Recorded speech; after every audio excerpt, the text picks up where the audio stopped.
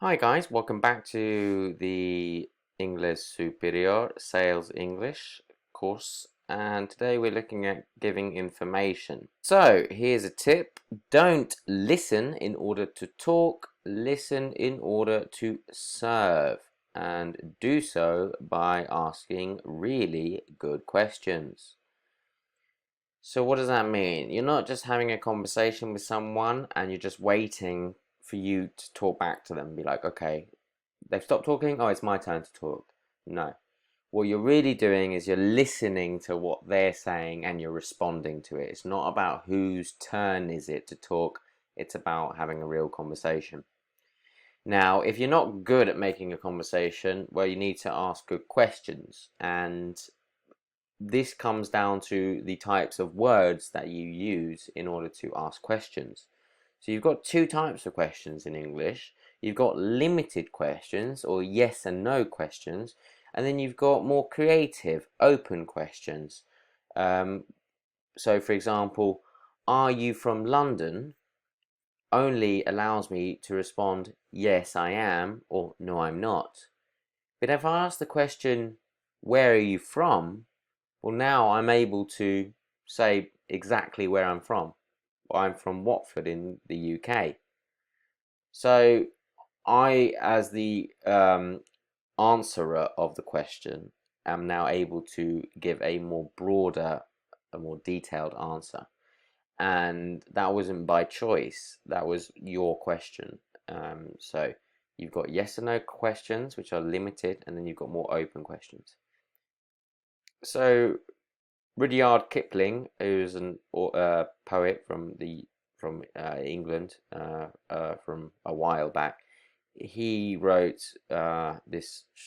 This is an abstract from a poem, but it basically tells a very good story, right? So he says, "I keep 6 honest serving men. They taught me all I knew. Their names are what and why and when and how and where and who." So do you get it, right? Basically, what he's saying is these serving men or these words have helped him to learn everything he knows. So in this case, what do you do? Why are you doing this? When do you do this? How do you do this? Where do you do it? And who do you do it with? That's those are the 6 serving men who are very honest because they give you the information you need, or they've given anyway Rudyard, and that's, well, the same applies to everyone basically. So the traditional sales technique is to look at the features and the benefits. So basically saying with a strong logical case, you will sell what you need to do. It's obvious, right? If you're offering the best solution to the problem, then you should have a sale, right? So what is that like? Let's have a look here. The features is the what. So what happens is, the thing is, yeah, people just start going off on a rant and saying, you know what, these are really fantastic, wonderful shoes, and you should definitely buy them. All my customers are incredibly, happy with that. And the benefits are that, my clients have experienced like a feeling of more self-worth by owning these shoes. Now the problem is that this salesman doesn't even know if I want shoes or not. So even if he's selling the features and the benefits and they're fantastic, as good as they are, at the end of the day, I'm not the target market. He never asked me, do you want shoes? He just started going straight into that automated like response, like see a customer and try and sell, sell, sell, which is focusing on the closing. Really, it's just focusing on, I want to make money, right? It's just, this person's just offering you something, but you don't necessarily even want it. This person is just after the hustle, right? And that can come across as a bit sleazy. Yeah, you buy this car, this is a nice car, you buy it, that kind of thing. So you're not building much rapport and you're not building much trust with your potential, sales prospect. The new sales, to steal the idea from Simon Sinek, is to discover the why. Looking at the why. The why is the most important. It's why do you do what you do? What's the purpose? So why is your customer? Why are you now faced with this person in front of you? Is it just by coincidence, or do they actually want to buy something from you? Well, the only way you can do that and not do it in a kind of a sleazy, pushy sales fashion is to become the consultant. So essentially, you need to ask these questions about why. Why are they in front of you? What is their problem? What is their? Why are they here today? Why are they speaking to you? What do they need help with? Um, if you think about it like a doctor, if you go to a GP and the doctor, what's he going to do when he sits down with you? He's going to ask you questions. He's going to say, how are you feeling? Where is the pain? What do you need? And if he doesn't have the solution, then what does he do? He sends you off to an expert. So in this same situation, when we're selling something, we want to know what this person wants and what they need. These are their needs and desires. So we're responding to those needs and to those desires. And if we can't do that, well, at least what we can do is actually pass them on to the right person. So you say, look, we don't offer what you're looking for, sir. However, you can go next door and they probably got what you want. By doing that, you're building trust anyway, and you never know how this kind of karma or this kind of vibration of you helping people out anyway and directing them to the right product or service that they're looking for can later on have kind of positive impact on your own sales. They could then, maybe they recommend their friend that they should go and see you because you've been really nice to them because you've helped them out. So it always pays to be helpful and direct people to where they need to be. If you find they are the right fit for you, then you can go ahead with your sales procedure. But in the meantime, if you're trying to sell shoes and the person says to you, I don't want shoes, because you've asked them, would you like to buy any shoes today? Then there's no point of you continuing that conversation because it's simply not what they want. So that's going to save you a lot of energy, because if you're just going shoes, shoes, shoes, shoes, shoes, and repeating the information over and over again, you're actually going to use a lot more energy. Whereas if you go, does anyone want shoes here? Does anyone want shoes? Now you're really targeting your market and you're shouting out to the people who go, oh, I would like some shoes, yeah. And then you've got the sale and it's easy. So don't be a robot, basically. Robots can give features and benefits. They can give the logic. That's what robots do. What you're missing from the human aspect is getting to the point, is finding out the why they need you, um, and then you can offer that logical argument, and you can throw in some emotion too, like this will be the best experience or solution that you've ever had, is totally aligned with your purpose of achieving a great holiday or spending time with your family. So find out the why, become the consultant, ask them questions, respond to their needs and desires, and just don't be a robot, because anyone could, companies could just put a button for information, boop, and they can hear the features and benefits of the tours. What you need to do is personalize it and start building that trust with them. So don't explain, elicit information. Elicit means to pull information. So you're pulling the information from your client. So, and explaining is a bit like I'm doing now. I'm just explaining all this information. I'm just giving you the information. But what you need to do is pull the information from your client in this context. So you might say, how can I help you? It's very broad, it's very general. It's going to help you figure out what they need help with. You might be, a little more specific, figure out who they're traveling with. Are you traveling alone or with your family? That's going to help you figure out, okay, what kind of service they're looking for. Is this your first time traveling with us? Is this something I need to explain to you again for the first time? Or maybe you already know a lot, so I can save myself and yourself time.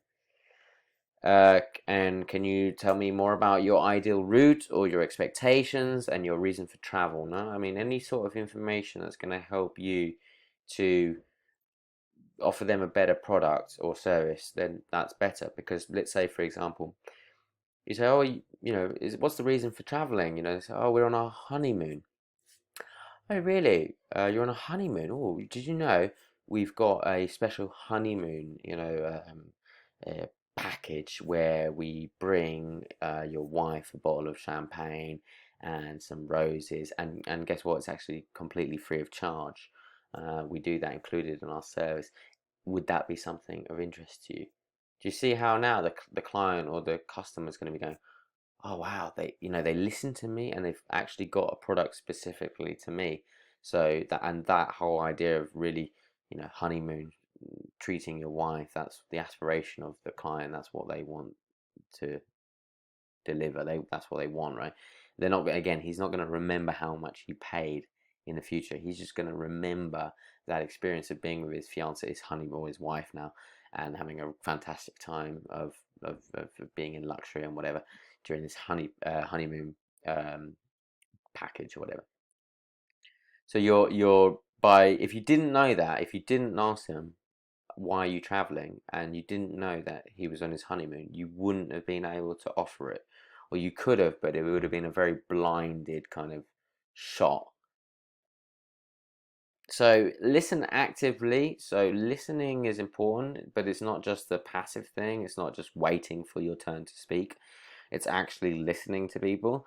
So first thing when you're listening to people is you can kind of smile and nod. Yeah. That's to show you're approachable and you're friendly. You can also take notes. So by taking notes, it shows that you're really, you're going to remember what's being said and you care because the person can see that you're writing what they're saying. And then there's this idea of active listening, active listening. So when someone's speaking to you, you don't just turn your back. You don't start looking out anywhere else, right? You actually look at them in their eyes. And you can make these kind of little grunts and little noises just to confirm that you're listening to them so that they feel that you're listening to them. So mm-hmm, ah, right, mm-hmm, uh-huh, uh-huh, mm-hmm. You hear that on the phone, right? Mm-hmm, uh-huh. Because otherwise, when you're talking on the phone, you can't see anyone. And if you're just talking and talking and talking, have you ever done that? You're just talking and then suddenly you realize that there's actually nobody on the other line, like the line has been cut off. So you've just been talking for the last 3 minutes, but you've actually been talking to nobody. And that can happen when you're talking to somebody if you're not giving those signals that you're listening to them. Mm-hmm. Uh-huh. Mm-hmm. Mm-hmm. Uh-huh. Mm. Sounds kind of cheesy. It seems a bit silly, but it's real. People want to know that they're being listened to, so you actively listen to them. So we mentioned earlier as well open questions. So those are good for getting the most amount of information as possible, not limiting your answers. You don't want to get sidetracked either. You want to stay focused and control the sale. Yeah. So we're not here also to talk about life in general, to talk about politics and whatever. We're here to actually make money and do our jobs and provide a service. So you want to stay focused and control the sale. Maybe you can put a time limit to the amount of time you're with everyone, but you control the sale. So that means if you start to talk about something that's got nothing to do with this, then you don't get sidetracked, don't get distracted. You have to bring it back to the sale and say, look, guys, it's been great speaking to you, but I've got to make a sale right now. I mean, it's either you want to pay by cash or by card. And then they'll say, no, we need to think about it more. And then you've got the objection. But at least you're moving things forward. You're controlling the situation. So use the knowledge that you get and logic to create solutions. So yeah, okay, you figured out where they are, what they're doing, what's their background. Use that to provide a logical case for whatever they need. And don't forget to sell aspirations. So listen to that. Listen to what they're saying, that they want to spend a great time with their family. So that's what you're going to repeat back to them. Essentially, you're going to say, look, this is going to be a fantastic time with your family that you'll never forget. So this is a magical trip of a lifetime that we're going to provide for you. And everything's going to be covered by us. So you can be just in bliss. You don't have to have a single worry, and that's what they're paying for, right? They're paying for peace of mind. So then when you know that information, you know a little bit more about them and you figured out what's going on, well then you have a call to action. So this is the point. You've got to make the sale, you've got to get on with it. 7 minutes, maybe 5 minutes per person, per customer, depending what kind of customer you're with. But you need to put a limit to it, and then you go, right, I've listened to you. I feel like I'm now confident to offer you the best offer. Here's my best offer. So you're personalizing the solution. And then you're bringing them to take action and close the deal. Like, you can't keep you've got to take control and be like, look, this is what I can offer you. I think this is the best thing for you. Or you could also do that, and that's another option. So which would you prefer, A or B? Make the decision. Yeah. Yeah, if you're coming to the end of the sale as well, same thing. Right, great. So cash or card, right? Just get straight to the payment. So you're taking control. Urgency is important too, you know, like, hey, if you have a promotion, then you want to make sure that you're telling them that this promotion ends tonight, or ends in this moment, that you can give them a discount, but it has to be now. And that way you're incentivizing them to really take action in the moment as well. So being urgent, that there's going to be a limited time offer. Not everything can continue the way it was. If I give you a price today, it's going to be different tomorrow. So be aware of that. So the giving information process, basically, get your client's knowledge, figure out who they are. That's going to give you empowerment from your position. So you're going to know more about them and how to, basically what they need. So therefore you can personalize and adapt what you're selling. You offer them, you know, maybe you've got various products, services, but you're going to say, right, these two are the best options, best fit. And then you're going to show them why and tell them why that they're the best fit. So say it back to them. Well, so sir, you know, it sounds like you need to have train tickets in the morning with your family, and therefore I would recommend to you this service at 9:40, which is also in promotion right now, and therefore you could receive 25% off. Would that be something you'd like to do, sir? Okay, so yeah, that's what you're doing. You're offering them the logic that you've listened to them, you're offering the solution, and if you can give them the best offer for the moment. And that is giving information, guys. So level up. I'll see you in the next one. Well done.